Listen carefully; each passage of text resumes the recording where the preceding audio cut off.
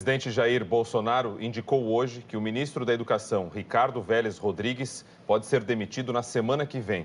Bolsonaro falou durante um café da manhã com jornalistas e mais tarde voltou ao assunto numa outra entrevista. O repórter Gerson Camarote foi um dos convidados para o encontro no Palácio do Planalto. No café da manhã, o presidente Jair Bolsonaro anunciou uma mudança na Secretaria de Comunicação Social da presidência. Sem entrar em detalhes, disse que o empresário Fábio Wajngarten assumirá a chefia no lugar de Floriano Amorim e voltou a dizer que usa critérios técnicos para escolher seus ministros. Eu acredito nos ministros que foram indicados pelos critérios técnicos, 90% critérios técnicos. E dei carta branca a eles para ajudar a cada um fazer o melhor de si, para ajudar a tirar o país da situação que se encontra. Na conversa, Bolsonaro sinalizou que deve demitir o ministro da Educação, Ricardo Vélez Rodrigues. Disse que, abre aspas, segunda-feira será o dia do fico ou não fico, fecha aspas. O presidente afirmou que está bastante claro que o trabalho de Vélez não está dando certo, de que falta gestão no ministério e que na próxima semana, abre aspas, vai tirar a aliança da mão direita. Ou passa para a esquerda ou vai para a gaveta, fecha aspas. Em pouco mais de 3 meses no cargo, foram 14 demissões no ministério e várias declarações polêmicas. Em janeiro, numa entrevista, disse que as instituições de ensino superior deveriam ficar restritas a uma elite intelectual. Em fevereiro, o ministro afirmou que o brasileiro viajando é um canibal, rouba coisa dos hotéis. Ele chegou a pedir desculpas por essa declaração. Vélez também enviou uma carta para as escolas pedindo que as crianças fossem filmadas cantando o hino nacional. Depois de muitas críticas, voltou atrás e reconheceu o equívoco. Recentemente, o ministro afirmou que pretende fazer uma revisão nos livros didáticos que contam a história do golpe de 1964. Hoje, Ricardo Vélez foi questionado sobre as declarações do presidente e respondeu que não vai entregar o cargo. Não vou entregar o cargo. À tarde, Bolsonaro voltou a falar com jornalistas e repetiu que decidirá sobre a permanência de Vélez ou não na segunda-feira. O Ministério, todos os ministérios são importantes, a educação os mais importantes. E tem que funcionar redondinho, tá certo? O senhor acha que ainda tem conserto com o ministro Vélez? Ainda dá para só morte não tem conserto. Na mesma entrevista, o presidente foi questionado sobre a situação de um outro ministro, o do Turismo, Marcelo Álvaro Antônio, investigado pelo suposto uso de candidaturas laranjas na eleição passada pelo PSL de Minas Gerais.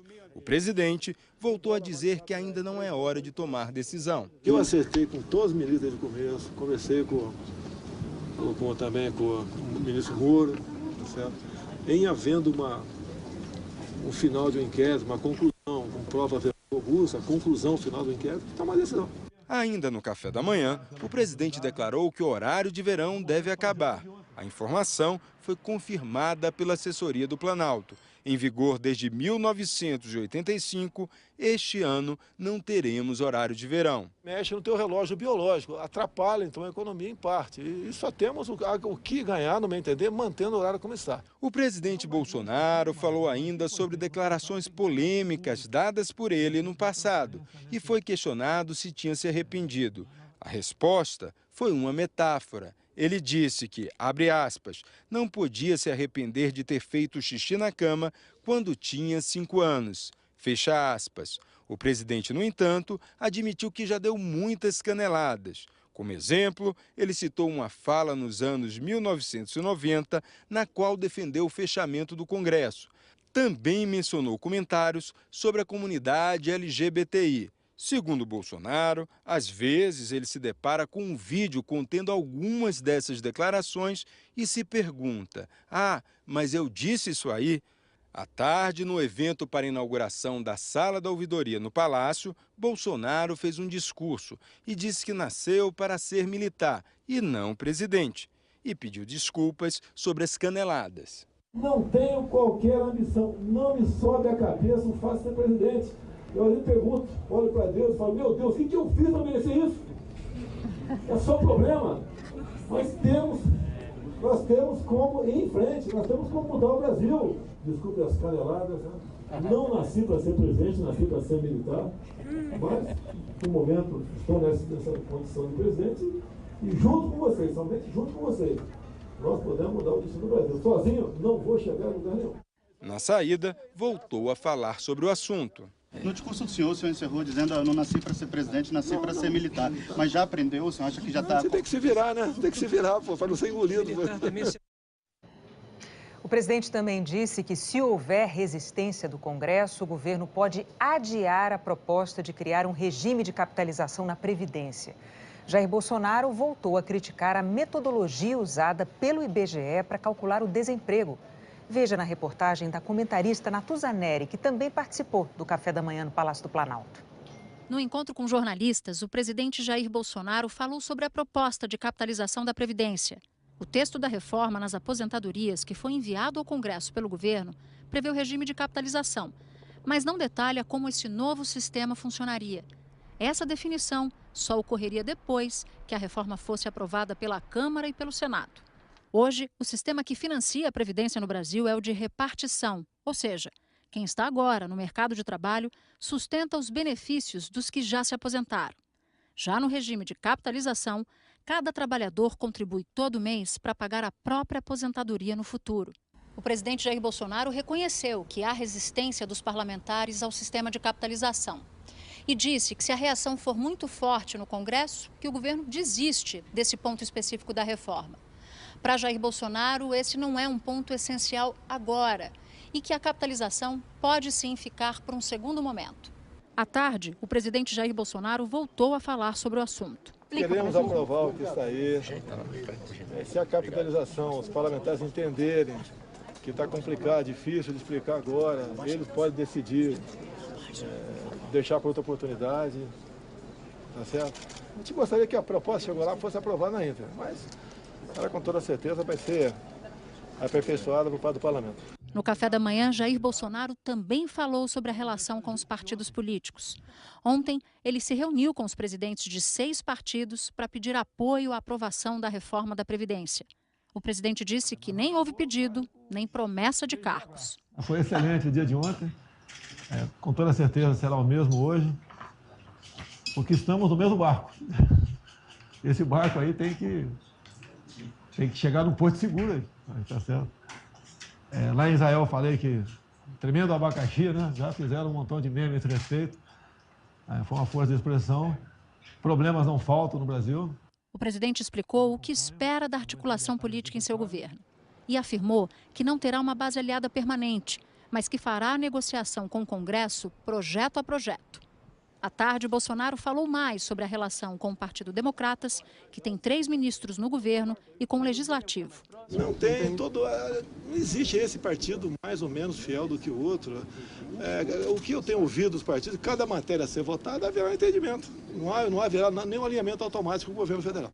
No encontro, Bolsonaro também falou sobre o BNDES. Ele fez críticas à maneira como o banco vinha sendo administrado por antecessores e afirmou que quer transparência total nos empréstimos.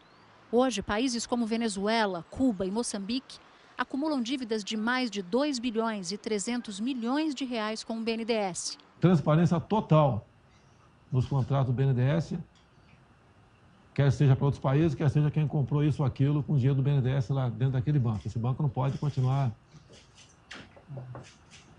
sendo... Não está sendo mais, né? Mas o que foi feito no passado tem que tornar-se público, porque nós temos que ter transparência nas ações do banco. Outro assunto da conversa com jornalistas foi o IBGE. Jair Bolsonaro voltou a criticar a metodologia usada pelo Instituto para calcular o desemprego no país. Nesta semana, Bolsonaro chegou a afirmar que os números não correspondem à realidade, após o Instituto informar que há mais de 13 milhões de desempregados no país. Em nota, o IBGE afirmou que a metodologia adotada segue as recomendações dos organismos internacionais, em especial a Organização Internacional do Trabalho, para que a pesquisa possa ser comparada com outros países. E que, ao utilizar critérios internacionais, promove a coerência e a eficiência dos sistemas de estatística. Durante a tarde, em discurso no Palácio do Planalto, o presidente voltou a criticar cadernetas de saúde de adolescentes, que mostram como prevenir a gravidez e doenças sexualmente transmissíveis. Em março, ele prometeu que substituiria as cadernetas por novas. Como eu tive acesso esses dias a uma cartilha de vacinação para criança a partir de 10 anos de idade, é uma vergonha as imagens, as fotografias, uma cartilha de vacinação para criancinha de 10 anos de idade. Nós temos que mudar isso daí. Ninguém quer mudar o comportamento de ninguém para deixar de ser feliz. Vá ser feliz da sua maneira, sem problema nenhum. Mas começa lá na escola. Eu, como homem, a senhora, como mulher, com toda certeza, é que o meu filho, a tua filha, a minha filha, o teu filho, sejam melhores do que nós. O Ministério da Saúde declarou que vai revisar a caderneta de saúde do adolescente para avaliar a linguagem em relação ao público-alvo, considerando todas as fases de desenvolvimento dessa população. Neste ano, a caderneta não foi distribuída. A Receita Federal informou hoje que identificou 2 servidores do órgão que acessaram informações fiscais do presidente Jair Bolsonaro e de integrantes da família dele. A Receita abriu uma sindicância para apurar as circunstâncias em que o acesso foi realizado e declarou que essa sindicância concluiu que não houve motivação legal para a ação dos servidores. A Receita afirmou que, por esta razão, notificou a Polícia Federal ao mesmo tempo em que iniciou um procedimento para apurar a responsabilidade funcional dos envolvidos. Morreu hoje, aos 96 anos, o fotojornalista Gervásio Batista, que registrou alguns dos principais momentos da história do Brasil. Com Gervásio Batista vai um pouco da história, mas ficam imagens que ele eternizou. Essa correu o mundo, virou símbolo de Brasília. Eu consegui fazer JK levantar essa cartola. Ele disse, o que você quer que eu faça? Eu digo, me obedeça e você se dá bem. Foi capa da manchete que correu o mundo essa foto. Obra de Gervásio também, aquela que seria a última foto de Tancredo Neves. Houve um mal-entendido aí com alguns colegas que acharam que ele já estava morto. Estava viva. A amizade com a máquina de clicar veio de criança. O baiano, baixinho, virou gigante na arte da imagem e voou alto, correu o mundo, testemunhou revoluções, guerras, copas, o funeral de Getúlio Vargas em 1954. Gervásio conhecia o Planalto como ninguém. Fotógrafo oficial de 3 presidentes. O olhar atrás das lentes era certeiro, sabia muito do que via e ouvia. Não por acaso, o mestre do fotojornalismo era reverenciado pelos colegas. Trabalhou nas revistas Cruzeiro, Manchete, na Radiobras, no Planalto, no Supremo. E se dependesse dele, não se aposentaria nunca desse ofício que marcou sua vida por 77 anos. E no meio de poderosos, o velho Gervásio costumava dizer: todos a quem fotografei eram mais importantes do que eu. Não fui famoso, nem rico. No jornalismo, só ganhei bons amigos. E era fácil gostar do Gervásio de sorriso largo. A vida é um sorriso. E sem sorriso a vida não vale nada. Quem não ri, vive no escuro.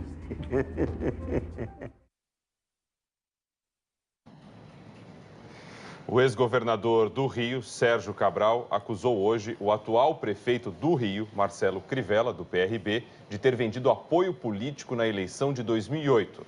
No depoimento ao juiz federal Marcelo Bretas, Cabral disse que a corrupção no sistema de transporte público do estado vem de longa data. Ele admite sem rodeios que é um dos personagens principais dos esquemas de corrupção do Rio. Eu não sou mocinho, eu infelizmente capitulei. Hoje, Sérgio Cabral também contou que não é de agora que se assaltam os cofres públicos do estado. Cabral diz que a corrupção histórica com a caixinha dos empresários de ônibus começou na década de 80, com a decisão do então governador Moreira Franco de privatizar as linhas, que tinham sido estatizadas no primeiro governo de Leonel Brizola, entre 1983 e 1987. A FETransport surge exatamente dessa perspectiva de organização perante o poder instituído. E Moreira Franco é o governador, por intermédio do Moreira, 87, 90, é feita a recuperação das empresas, cria-se na Assembleia Legislativa a primeira propina instituída para o deputado Gilberto Rodrigues, que era o presidente da Assembleia, né? E do ponto de vista jurídico, o Procurador-Geral de Justiça era Carlos Navega, e o Navega dava soluções jurídicas para as empresas de ônibus na volta às suas mãos particulares. Esse esquema criminoso abarcava Ministério Público, Alerj, Governo do Estado, Executivo e Legislativo na Alerj e membros do Tribunal de Justiça. O esquema da Federação das Empresas de Ônibus atravessou governos. Em 1990, volta Leonel Brizola, eleito em primeiro turno. A caixinha era administrada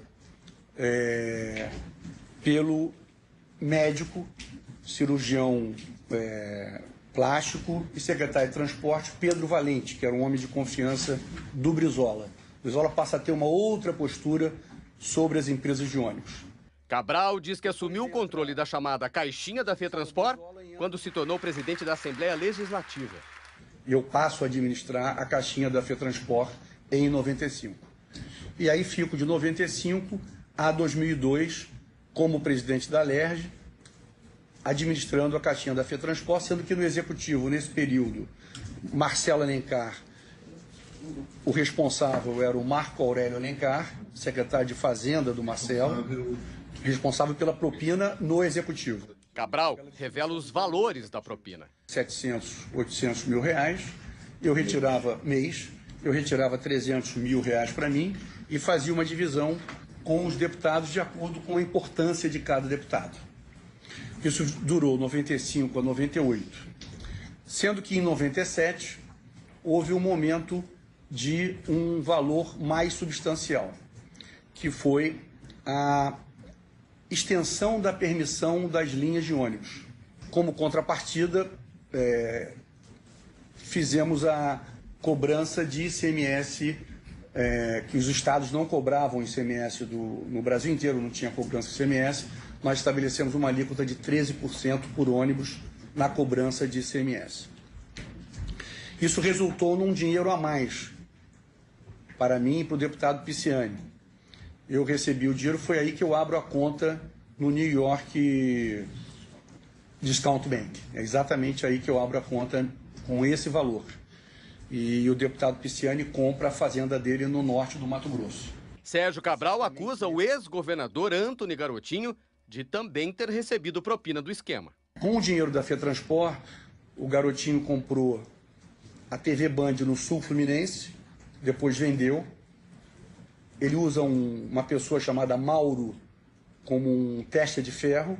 Ele tem um jornal em Campos chamado O Diário.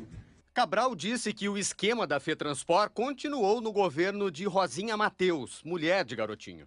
Da Rosinha, com certeza. Com certeza, tanto no Executivo quanto no Legislativo. Sérgio Cabral também revelou como usava o dinheiro de propina para interferir nas eleições. Ele acusou o atual prefeito do Rio, Marcelo Crivella, de ter vendido apoio político na eleição de 2008. E Cabral diz que comprou. Em 2008, Eduardo Paes, então no MDB, mesmo partido de Cabral, disputava com Fernando Gabeira, que era do PV. Crivella não tinha passado para o segundo turno. Ele me liga e pede uma conversa no Palácio das Laranjeiras, em 2008. Eu recebo no fim de tarde, noite, já iniciando a noite, isso no início do segundo turno. E ele diz para mim o seguinte: olha, eu estou sendo pressionado a apoiar o deputado Gabeira. Não é do meu agrado, pelas minhas convicções religiosas, pela minha visão de mundo, não é do meu agrado.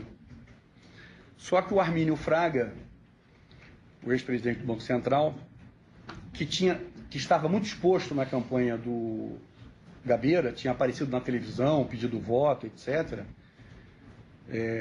o Armínio Fraga me ofereceu $1 milhão. E então eu vou apoiar o Gabeira, se vocês não fizerem nada. Isso eu e ele, sem testemunha, no Palácio das Laranjeiras. Falei, você me dá um tempo? O tempo, segundo o ex-governador, foi para pedir dinheiro ao empresário Ike Batista. Eu preciso de $1,5 milhão para dar ao Crivella. Tem que ser amanhã, porque o segundo turno já estava correndo. Aí ele falou, tudo bem. Aí marquei com o Eduardo Paes na minha casa às 6 da manhã. Contei para ele a situação toda. No dia seguinte, segundo Cabral, ele, Eduardo Paes e Crivella se encontraram na casa de Ike Batista. E eu cheguei junto com o Eduardo Paes. Tinha um café da manhã servido, nós falamos rapidamente, não mais, eu vi que o Ike estava muito agoniado, falamos 20, 30 minutos, olha, muito obrigado, uma conversa mais institucional, vou deixar vocês à vontade. Ike, por favor, aí agradeço muito a colaboração de vocês, senador, fica à vontade. Falamos mais tarde para combinar as gravações. Fernando Gabeira disse ignorar qualquer negociação sobre apoio à candidatura dele à Prefeitura do Rio. Ele afirma, abre aspas, ignoro esse fato, inclusive nunca vi tanto dinheiro na minha vida. Quem garante que o fato ocorreu? Eu duvido que tenha acontecido, porque nunca tivemos $1 milhão para a nossa campanha, fecha aspas. Segundo Gabeira, Armínio Fraga nunca faria esse tipo de contato sem consultá-lo, e nunca houve essa conversa entre eles. Nossa produção tentou contato com Armínio Fraga, que está no exterior. Ao jornal O Globo, ele disse que as informações de Cabral são mentirosas e não procedem. Sérgio Cabral disse que contou ao então presidente Lula como conseguiu o apoio de Crivella. O senador Crivella depois foi fazer queixa ao presidente Lula de eu não ter aproveitado ele no governo. E eu dei ciência ao presidente Lula. O presidente Lula sabia que eu tinha pago propina. Eu disse a ele na sala do Palácio do Planalto. Cabral diz que Eduardo Paes não foi beneficiado só com a compra de apoio na eleição de 2008. O ex-governador contou que a FETransport deu dinheiro para a campanha do então candidato a prefeito. A negociação foi com o empresário considerado o chefe do esquema de corrupção. Pedi ao Zé Carlos Lavouras que... Isso em 2008. Coordenasse a distribuição... Eu já era governador, já tinha esse poder do governo, que o Zé Carlos Lavouras coordenasse naqueles municípios, principalmente da região metropolitana, que me interessavam a ajuda financeira aos candidatos. Prefeitos. Principalmente aqui na capital. Então, a FETransport destinou para o candidato Eduardo Paes R$6 milhões. Na campanha? De 2008. Cabral diz que também veio da FETransport a ajuda para a campanha de Aécio Neves à presidência em 2014. Eu chamei o Lavouras e mandei o Lavouras procurar o Oswaldo, que é o homem que cuidava do dinheiro dele. O Aécio não participou dessa reunião. Essa reunião foi entre mim e o Lavouras. Depois ele me ligou para agradecer. Eu mandei dar $1,5 milhão para ele desse dinheiro. Mandei também dar $1,5 milhão da OAS para ele. E $1,5 milhão da OAS para o Aécio e também $1,5 milhão para o Jorge Pisciani. Sérgio Cabral revelou que usou o dinheiro público para atender interesses dos empresários e para manter o esquema em segredo. Ele disse que a obra do metrô ficou mais cara porque a Odebrecht dizia ter prejuízo no Maracanã. E o empresário Fernando Cavendish, dono da construtora Delta, também queria uma parte. Eles reclamavam de R$110 milhões de prejuízo. E, ao mesmo tempo, o Benedito Júnior dizia que tinha que dar R$20 milhões para o Fernando Cavendish para ele ficar calado e não incomodar. Eu mandei colocar, o Regis foi quem cuidou disso, R$110 milhões na obra do metrô para cobrir o prejuízo do Maracanã e mais R$20 milhões para que eles pagassem o Cavendish. Cabral diz que para fazer mudanças nos projetos, nas obras, tinha um aval técnico, a consultoria da Fundação Getúlio Vargas. Mas até isso, segundo Cabral, era parte do esquema. A FGV ela sempre foi usada como um biombo para efetivar legalidades. A chamada FGV Consultoria, ela era comandada pelo senhor César Campos. E ela cuidou... Esse biombo tem um sentido pejorativo? Pejorativo. Ela fugia da licitação e dava cobertura legal a estudos feitos por nós. Quem cuidava disso na FGV tinha conhecimento de que havia um acordo ilícito sem entre dúvida. as empresas e os agentes públicos? Sem dúvida, sem dúvida. Condenado a quase 200 anos de prisão, hoje Cabral prega o combate à corrupção. E não só no Rio. A corrupção é uma praga, a corrupção prejudica, e o senhor, quando escreve nas suas decisões que a corrupção prejudicou o Rio de Janeiro, não tem a menor dúvida. É uma pena que não se tenha lava-jatos e pessoas como o senhor, como o doutor Leonardo, em outros estados do Brasil, porque o que aconteceu no Rio de Janeiro aconteceu com certeza em todos os estados da federação. O prefeito do Rio, Marcelo Crivella, afirmou que a acusação de Sérgio Cabral é mais uma grande mentira plantada para desestruturar a gestão dele, que nunca venderia o interesse do povo para ganhar vantagens pessoais, e afirmou que jamais conseguirão manchar a honra dele. O advogado de Aécio Neves disse que ele desconhece qualquer pedido de apoio feito por Sérgio Cabral para a campanha presidencial em 2014 e que a Justiça Eleitoral aprovou todas as doações. A defesa de Aike Batista declarou que ele não é parte no processo e que Aike sempre desenvolveu atividades empresariais dentro da legalidade. Jorge Pisciani disse que nunca se envolveu com ilegalidade na vida pública e que Cabral falta com a verdade e faz acusações sem prova.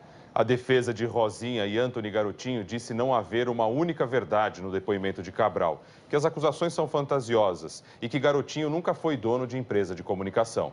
A Band declarou que, ao longo dos anos 90, a TV Sul-Fluminense de Barra Mansa tinha um regime de representação comercial e que o Grupo Bandeirantes só comprou todas as ações da emissora em julho de 2007, diretamente da família Nader. Segundo a Band, as alterações contratuais são públicas e estão registradas na Junta Comercial. A Federação das Empresas de Transporte de Passageiros do Rio afirmou que a sua nova gestão prioriza os controles internos e o respeito às normas e que vem cumprindo as determinações judiciais e colaborando com as investigações. A Fundação Getúlio Vargas afirmou que não teve acesso ao depoimento e que vai adotar as providências cabíveis quando for notificada. A FGV declarou ainda que sua atuação sempre foi pautada pelo respeito à ética, à legalidade e ao interesse público. O Ministério Público do Estado do Rio declarou que não tem qualquer conhecimento dos fatos relatados e que o procurador de Justiça Carlos Antônio Návega faleceu em 2017. Nós não tivemos resposta dos demais citados.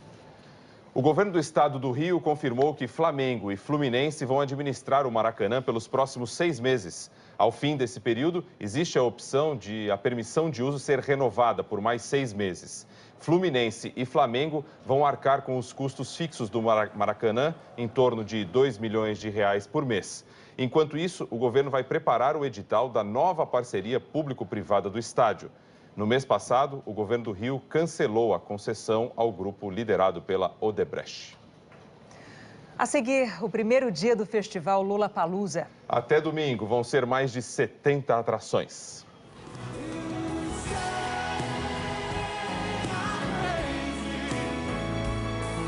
Cause you